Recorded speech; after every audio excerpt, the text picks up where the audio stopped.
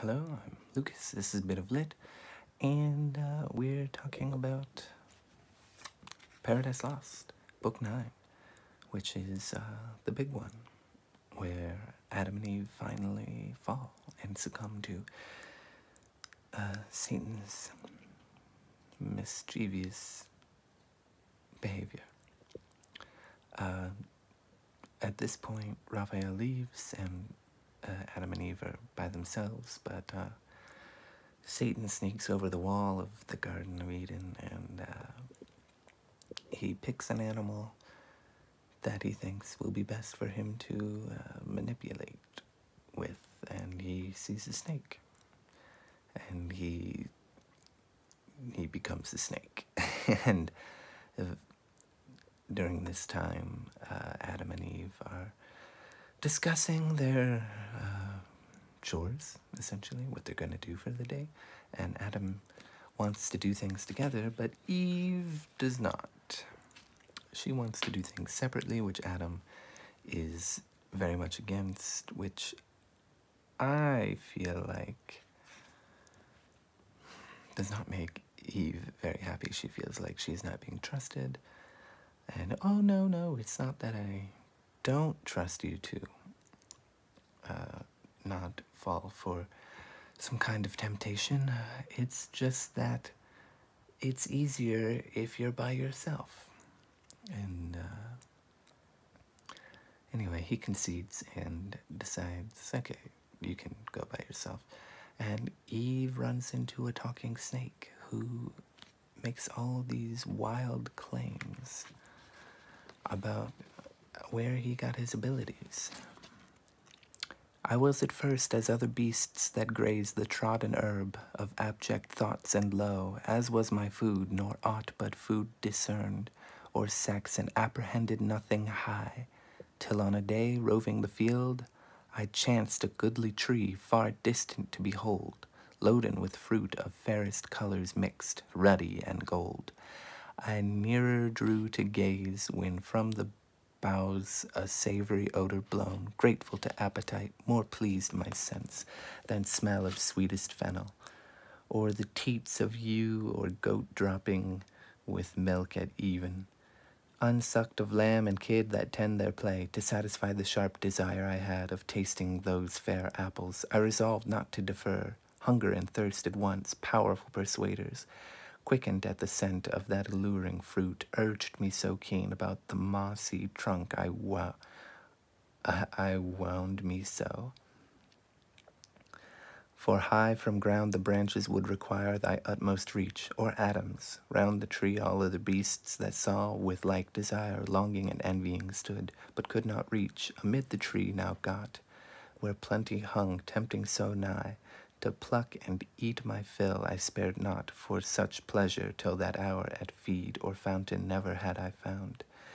Sated at length, ere long I might perceive strange alteration in me, to degree of reason in my inward powers, and speech wanted not long, though to this shape retained. And he goes on. That was quite a bit more than I meant to quote, but that's okay. Basically, he says, I ate from the tree that you're not supposed to eat from, and I've gained a lot of powers and knowledge. And, he says some other things that attract her ear. And so talked the spirited sly snake, and Eve, yet more amazed, unwary, thus replied, Serpent, thy overpraising leaves in doubt the virtue of that fruit, in thee first proved. But say, where grows the tree? From hence how far? She fell for it. She's in. She is completely hooked. Even though she, serpent, thy overpraising leaves in doubt the virtue of that fruit. He's oversold it, but that doesn't mean that she's not interested. And, yeah. Anyway, she ends up eating the fruit. Let me see if I have the right page for the next part I wanted to quote. She ends up eating the fruit, and her first thought is immediately to find Adam and have him eat from the fruit. Have him eat the fruit. And Adam, when they meet up, is really unhappy. But he sort of decides, well, if you're to be damned and die, then I'm to be damned. O Eve, in evil hour thou didst give ear to that false worm, of whomsoever taught to counterfeit man's voice, true in our fall. This is a point where, I should say, they've had some fun together, slept, woke up, and then they had all these, they thought they would have all this knowledge, but they have no knowledge of any good. They only have the knowledge of what they've lost, and the evil that they've done, which is to disobey God and to eat that fruit. And they're, you know, ashamed of their nudity and all that stuff. Actually, now that I think about it, no. I think that's, yeah. Sorry, I read this a while ago. I'm trying to remember from memory. I don't remember if the direct order. Anyway, false in our promised rising, since our eyes opened we find, indeed, and find we know, both good and evil, good lost and evil got. Bad fruit of knowledge, if this be to know, which leaves us naked thus, of honor void, of innocence, of faith, of purity, our wanted ornaments now soiled and stained, and in our faces evident the signs of foul concupiscence. I've never seen that word, I don't know how to say it, sorry. Whence evil store, even shame the last of evils, of the first be sure then, how shall I behold the face henceforth of God or angel, erst with joy and rapture so oft beheld, those heavenly shapes will dazzle now this earthly with their blaze insufferably bright. Yeah. But of course, shortly before that, which is the part that I meant to quote, before he realizes everything that's happened to them, he does not think that he's in any real trouble. Yet he lives as thou saidst, and gains to live as man, higher degree of life, inducement strong to us, as likely tasting to attain proportional ascent, which cannot be but to be gods, or angels, demigods.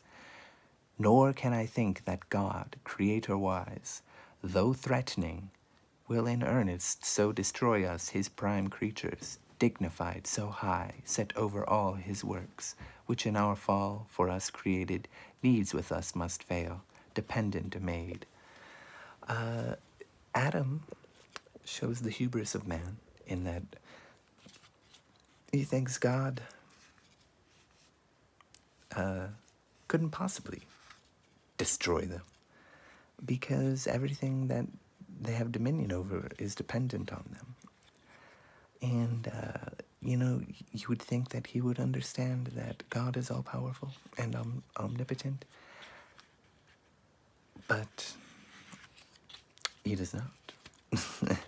And, you know, it's just,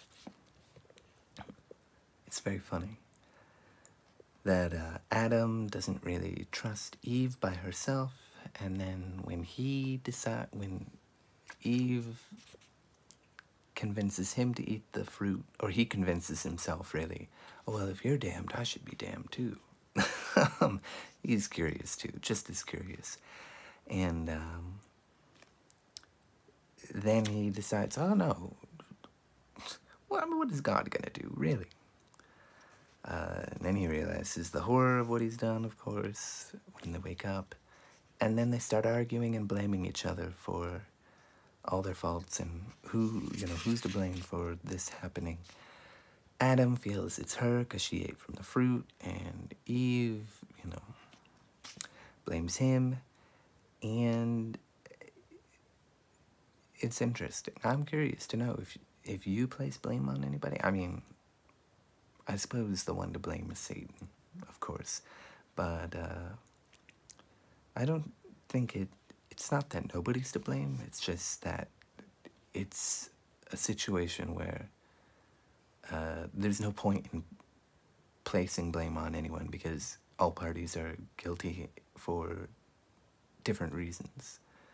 And yeah, this whole thing, of course, a lot of beautiful language, very tragic, you know. Anyway, we've got 3 more books. And yeah, that'll be that. Thank you for watching. Please tell me what you think.